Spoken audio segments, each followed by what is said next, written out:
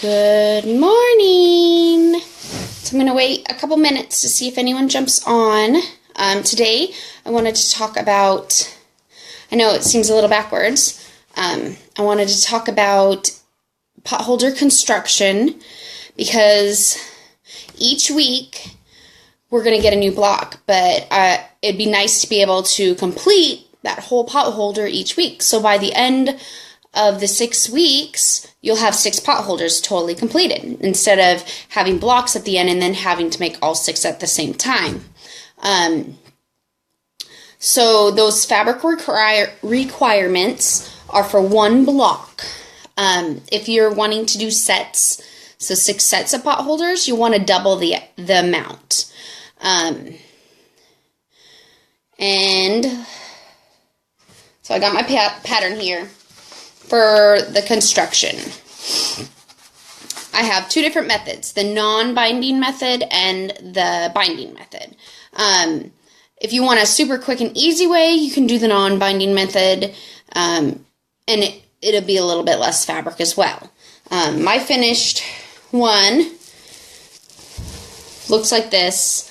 I ended up cutting my cotton batting a little bit bigger than the block. I quilted it just the block to the cotton batting, then I trimmed it all down to 8.5 inches, and then I went from there. You have your layers, backing, the insula bright, and this is already connected.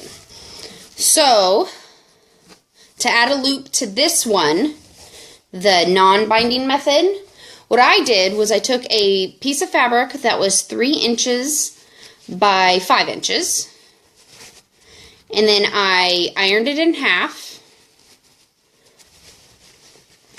ironed that in half, and then I folded. Say hi if anybody jumps on so I can know if I can see comments, okay? So then I ironed it in half, then folded the 2 sides in to form a strip. Once you fold your strip, make your strip, just stitch down the side of your strip. And so this is for the non-binding method of the potholder, to add a loop. And then I just folded it in half, and I just kind of stitched it a little more than 1/4 of an inch in, because for my corner, because when we sew these together, that 1/4 inch is going to be taken up. So then what I did was I quilted mine to the batting, but you don't need to do that. That's not necessary, because most battings, my cotton battings, like, you don't have to quilt under 10 inches, I think it is. So at least 10 inches. So this whole block is less than 10 inches. So you don't really have to quilt this, but I did, to give it that quilted look. So you want to layer it, your cotton batting, your block, then on top of this, you'll lay your insula bright, which is insulated batting.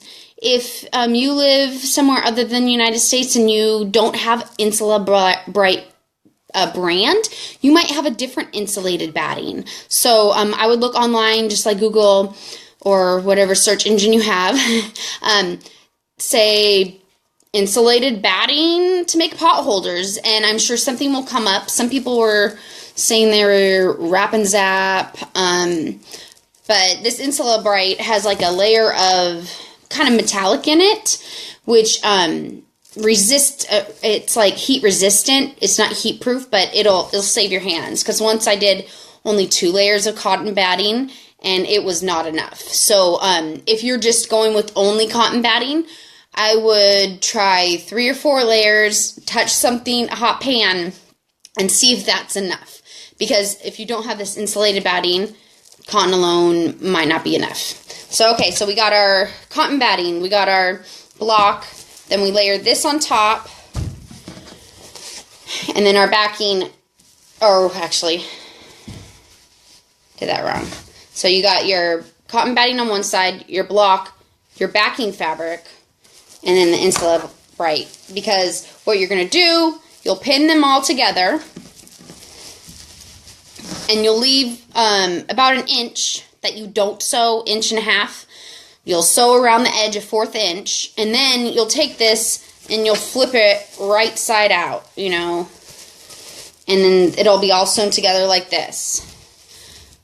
And then you'll have this little opening down here, which I took just a needle and thread. I sewed up that little opening, and then I went around a little bit less than a 1/4 inch all the way around. And see my little loop, it's just poking right out, just a little excess there. So that's how you would add a loop to the non-binding method. If you guys have any questions, just ask too about fabric requirements or the construction too. Just let me know. It looks like people are on, but I'm not seeing any comments, so I don't know if having a problem with comments or not. I hope not. So the binding method construction is a little different. So it's just basically like a mini quilt, right? You take your backing fabric, lay that down, then you got your insulated batting, you lay that on top of that, then you got your cotton batting, which is for, okay, hi Kathy, yay, I can see comments. For a second I was like, oh no, maybe I can't see them.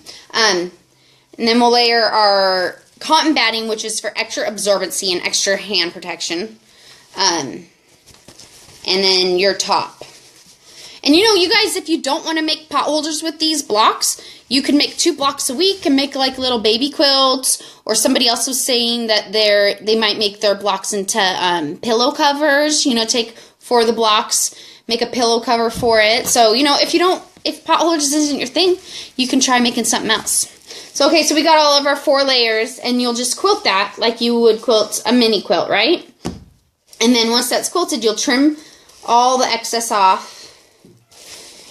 And if you do the binding method that's in the instructions, I basically started from here and went around like I would a quilt, and then I just sewed it off, and then I hand stitched it on the back, wrapped it over, hand stitched it on the back. If you want to do a loop, easy way, it's not very easy to explain in writing, that's why I thought I would just jump on and show a video of how to do it. So what you do is you got your binding, it's all trimmed up right.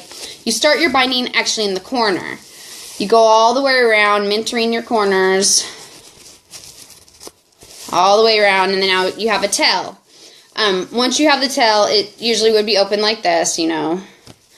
I take it from here and stitch all the way the rest of my binding, because this binding strip was 3 inches by 42 inches, which you probably could go 2.5 or 2 3/4. I like the 3 inches because sometimes I like to do a little more than a 1/4 inch on the front, just to give it a little extra, you know, coverage. Maybe I didn't, all my seams didn't go all the way to the end, you know, or, you know, just to give it a little extra coverage. I like big bindings. I like how they look. So 3 inches, and I sew from here to the end. I actually take the ends that were here, and I'll bury those threads into the pot holder so it looks nice and clean. So once it's like this, what I do is I take 3 fingers, I wrap it around my 3 fingers, and that's about what size loop I like.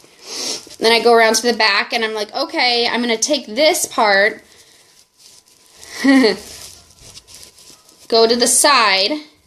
Okay, so this is where I want to cut it. And just take out my scissors, cut it.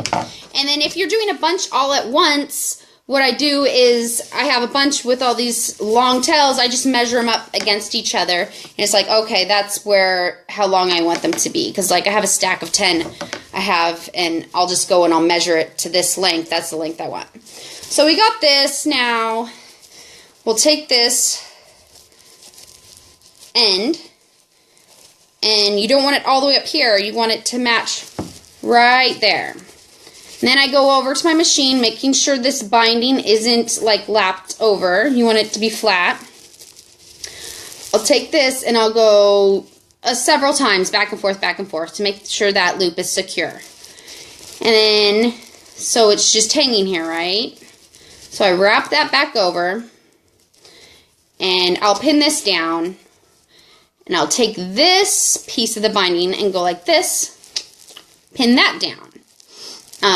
Now it's pinned down, but it's not totally secure. So what I like to do is, since this is pinned and pinned, I go like this, and I just sew a little line right here and here, and my ends, I like to leave the ends long so I can bury those threads too, because I think it looks a little neater than just back stitching and cutting it off. Sometimes you can still see a little threads, right? So just back stitch it, and then what the finished one would look like, I got you one. So just a little bit of thread there. Little thread there, you know.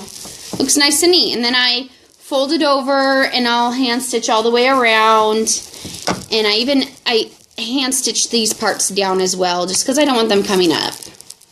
And I know a lot of people say that machine binding on the back instead of versus hand stitching is more durable. I don't know. I've washed this one several times, and it's fine. I think hand stitching is just as durable as machine stitching. Machine stitching would be faster. I just prefer the look, and I've actually had comments from some of my customers that they prefer the look. So that's why I go with hand stitching. You definitely could go with machine stitching. So if you guys have any questions, so basically with the loop, this is the two different looks that you could get with the loop. Without the loop, it's just like a basic, even could be like a mug rug, or, you know, make 4. You could do like a placemat. That's kind of weird size placemat, but you know what I mean. If you have any questions, let me know. Next week is, next Tuesday, the 7th, is the first block, which this will be the first block. It's modified log cabin block. So next week I'll jump on, I'm thinking, hi Judy. I'll jump on next week and kind of see if anybody has questions. I'm thinking Wednesday morning. That way, Tuesday you can download the block, look it over, see if you have any questions. Also, I was going to show you a different block. So this is kind of the last week. I went a little more scrappy than just 4 colors. So if you guys are like, I want to try to use up as much scraps as I have, you can go more than just 4 colors. You know, just pick and choose what you want to do, what you want to go together, you know? Have a rainbow of color. I'm really excited to see everybody's blocks coming up. So next Wednesday, I'll do an event on Tuesday. I'll notify everyone, say what time I'm going to jump on Wednesday. It'll probably be a little later since my son has a late start. So it'll probably be maybe like 10:15 Pacific time. So I doubt anyone's going to have questions, because I try to make these simple since they're such small pieces. You know, I like big blocks. I don't really care for small pieces, but these are simple blocks, so they go together really easy. Like the other night, I put 4 blocks together in less than an hour. So, you know, this will be a fun project. They're great as gifts. A lot of people that buy my pot holders buy them as gifts. So, you know, if you're looking for that handmade gift that you want to give your friends, hey, make some pot holders. Hey, Annie. Hey, Vicky. So, if you guys have any questions or you didn't see from the beginning, I showed how to do a loop on the binding method and the non-binding method. So, you can rewatch that. Loops are really easy. I just wanted the patterns to be as basic as can be, quick and easy. So, hi, Chris. Thanks for everybody for jumping on and saying hi. So I'll post the new block Tuesday the 7th. You'll get a little message from Craftsy saying, oh, I have a new block to download. And then on Wednesday I will jump on to see if anyone has questions. So you guys all have a nice day. Bye.